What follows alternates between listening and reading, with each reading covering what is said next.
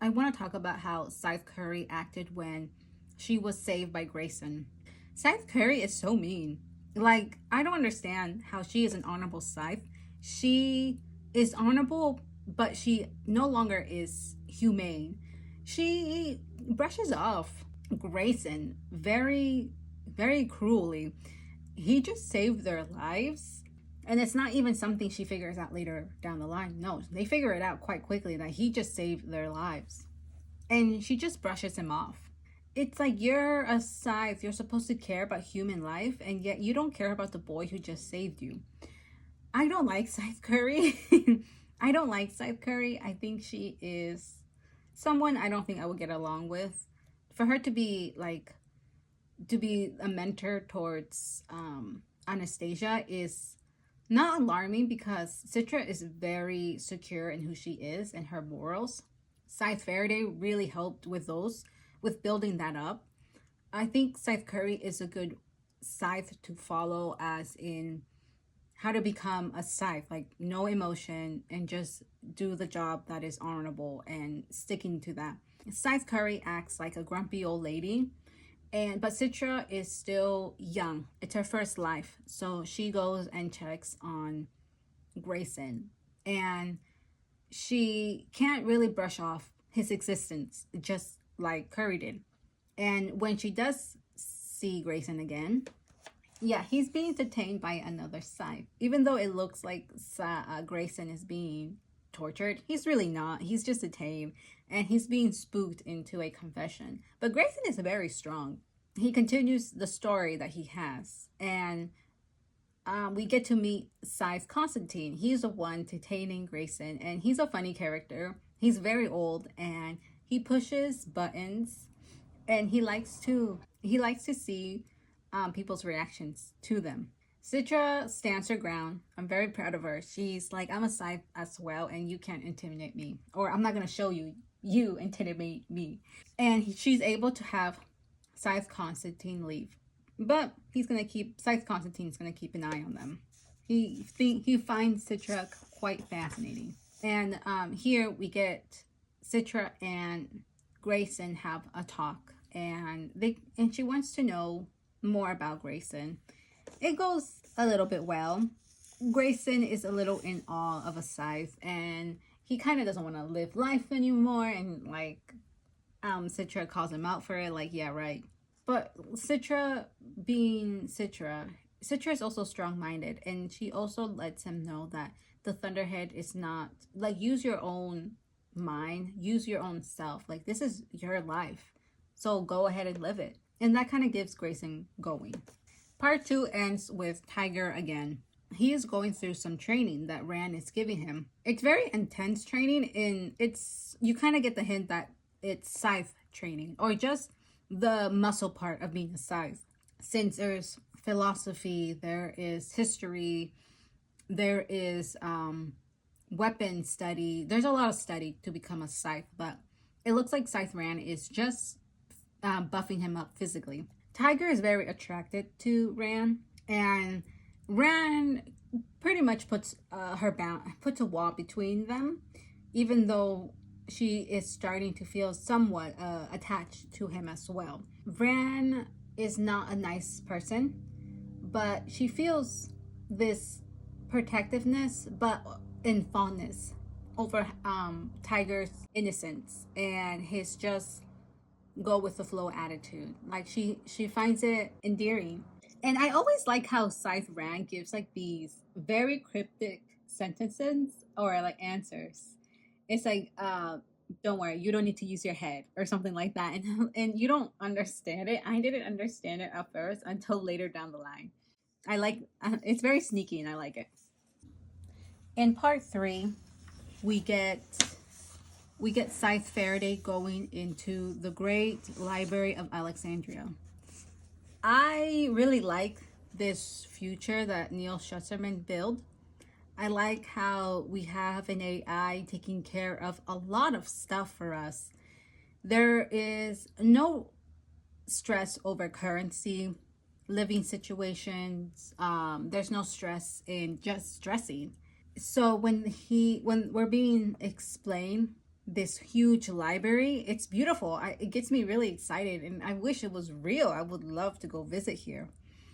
And this is where Faraday is going, and he meets the night clerk for the library, Munira. I don't like her at all. I try to like her, but she's not very nice. She's not a very nice character, especially because she's a very jealous person. So you don't really see that until later down the line. And she's very like bitter about the fact that she actually was being trained to become an apprentice, a Scythe apprentice, but she wasn't chosen. Faraday chooses Munira for a purpose, and Faraday is like 8 steps ahead of everybody, and he's very sneaky that way, and Munira is part of those steps. So he chooses her as his assistant to help out in his trying to find the land of Nod, a place where it could possibly help the Scythe, because right now the Scythe is being divided and it's not going in the direction the founders have wanted it to go. So they spend a lot of time in the library together, and they're studying and they're just trying to find this place. We go on, and we see that Greyson is now Slade Bridger. Slade Bridger is like this, his second persona, where he is a unsavory of the unsavories. He's not a good person. He does bad things, and he takes it too far sometimes. He gets lost in his la la land, and he starts to go into places where unsavories go. And it's very like, I thought we were gonna see like the darker side of this world, kind of like the underground of the city, kind of like Arcane, where we get like the bad things, we get like the darkness, we get punks and gang members. But no, it's not like that at all. It's actually quite the opposite. It is so tame compared to what I was thinking. It's just them throwing tantrums. These unsavory clubs are just like them being goofballs, like the bad kids at school. And it's so it's so dumb. Like, you consider this the bad, like you consider this to be unsavory. Oh my gosh, if I was an unsavory, I will go full on out unsavory. Greyson takes it like he's undercover, so he's not going full on unsavory. But it's just funny that this is unsavory life. I'm like, okay, sure. I'm pretty sure I've done worse things than what these kids are doing. During Greyson's unsavory times, he meets someone named Purity. She is this very unique looking character, almost kind of freaky. The way I picture her is like those underground clubs where people have those freaky hairs and like raves.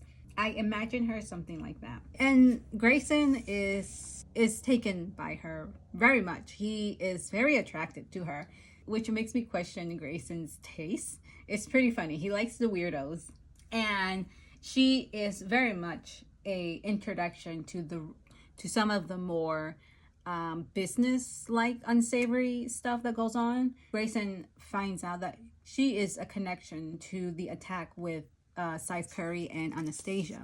So he wants to get on Purity's good side, but he gets very attached. He falls in love with her, even though he shouldn't.